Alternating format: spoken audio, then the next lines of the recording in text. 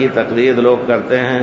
ہم یہ کہتے ہیں کہ تقلید کا وجود اسلام میں نہیں ہے، اس کو اتباع سے کہیے آپ. اتباع اس طرح کے اللہ تعالیٰ نے کہا ہے فَاسْأَلُوا أَهْلَ الذِّكْرِ إِن كُنتُمْ لَا تَعْلَمُونَ.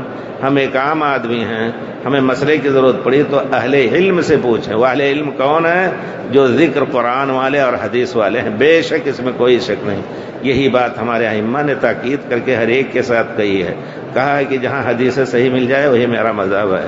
تو اسی وجہ میں کہتا ہوں کہ ہندوستان کے علماء، پاکستان کے علماء اپنے کو حنفی کہتے ہیں. حنفی نہیں ہے، وہ دیوبندی ہو سکتے ہیں لیکن حنفی نہیں ہے. کیوں؟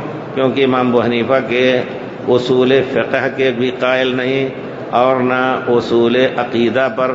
امام ابو حنیفہ کا عقیدہ جا کر کے پڑھیے، واللہ کھل کر کے کہتے ہیں کہ جو شخص کہتا ہے اللہ عرش پر نہیں وہ کافر ہے. ہم نہیں آپ کو کافر کہہ رہے، امام صاحب کافر کہہ رہے ہیں. جو شخص کہتا ہے اللہ عرش پر نہیں. اب اس وقت بھی اکثر جتنے ہوں گے کہتے ہیں اللہ تعالیٰ ہر جگہ، یہاں بھی بیٹھا ہے وہاں بھی بیٹھا ہے. معراج کس لیے ہوئی تھی؟ تو اس دن جا کر کے اللہ عرش پہ بیٹھ گیا تھا، معراج ہوئی. معراج کا قصہ بھی بیان کرتے ہیں ہمارے بھائی لوگ، لیکن کس عقیدے کے تحت؟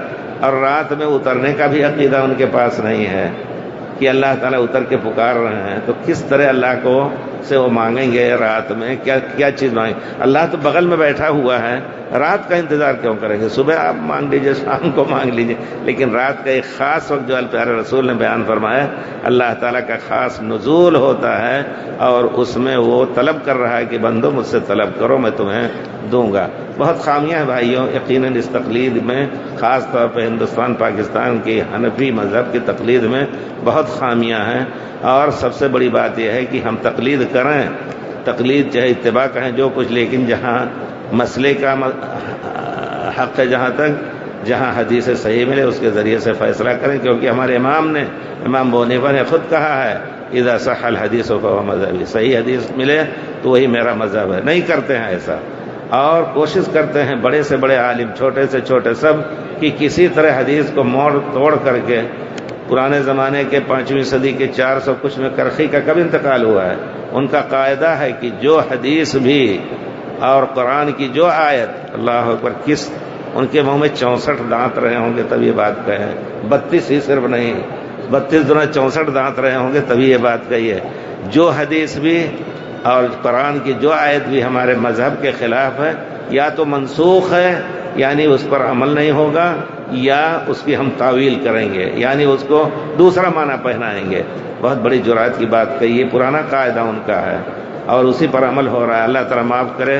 اور ہم کہتے ہیں کہ یقیناً بہت بڑے گناہ کے حامل ہیں یہ علماء، جو خود بھی گمراہ ہیں. میں کہوں گا اس باب میں، عقیدے کے باب میں بھی اور اصول فقہ کے باب میں بھی، ہمارے دیوبندی بھائی علماء بڑے بڑے وہ اصل راستے پر نہیں ہیں، امام ابو حنیفہ کے راستے پر نہیں ہے، جو انہوں نے سنت پر عمل کی تاکید کی ہے.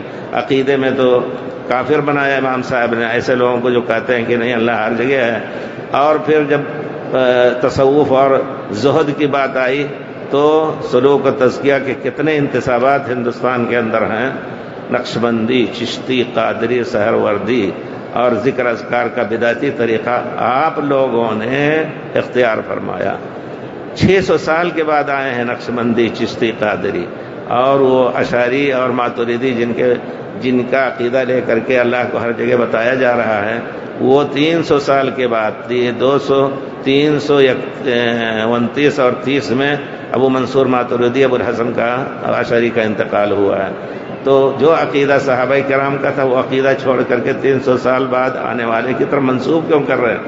میں نے ایک چھوٹی سی کتاب لکھی ہے، اس کو ہندوستان سے حاصل کیجئے، پاکستان میں چھپنے والی ہے، علماء دیوبند کا مشورہ.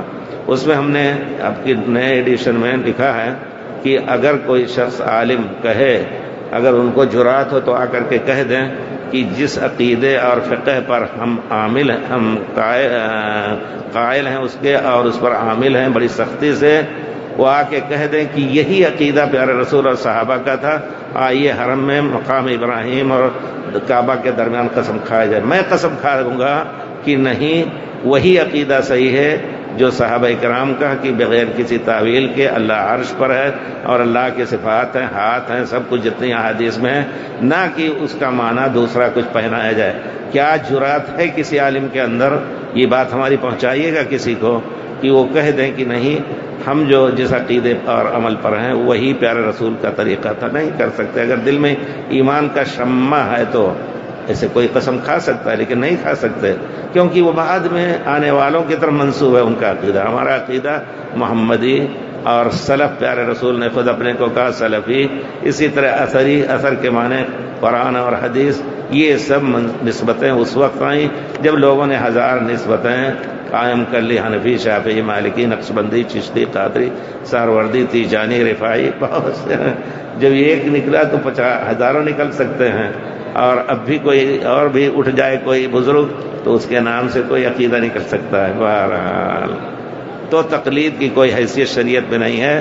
آپ کو کوئی مسئلہ پوچھنا ہے تو اتباع ہے اس میں. اتباع سنت کا طریقہ ہے کہ آپ کو نہیں معلوم تو ان سے پوچھیے جو قرآن حدیث جانتے ہیں، نہ کہ کسی قادیانی سے جا کر کے پوچھیے، نہ کسی شیعہ سے جو کہ خاص ان کا مذہب ہے، صحابہ کرام کو کافر کہہ کے دین جو بنایا. نہیں، ایسے آدمی سے جس کا عقیدہ قرآن اور حدیث کا اسی سے پوچھیے. یہ واجب میں کہوں گا ہر شخص کے اوپر. اور اگر یہ پوچھتا ہے کہ نہیں ہمیں مذہب حنفی پر، مذہب شافعی پر، حنبلی پر فتویٰ دو تو گناہ گار ہوگا. کیونکہ اللہ تعالیٰ نے ہمیں نہ حنبلی بنایا ہے، نہ شافعی بنایا ہے، نہ مالکی بنایا ہے، نہ حنفی بنایا ہے. صرف پیارے رسول جس طرح اپنے لیے عبادت کے لیے پیدا کیا ہے، اسی طرح علی الاطلاق پیارے رسول کی اطاعت کے لیے پیدا کیا ہے.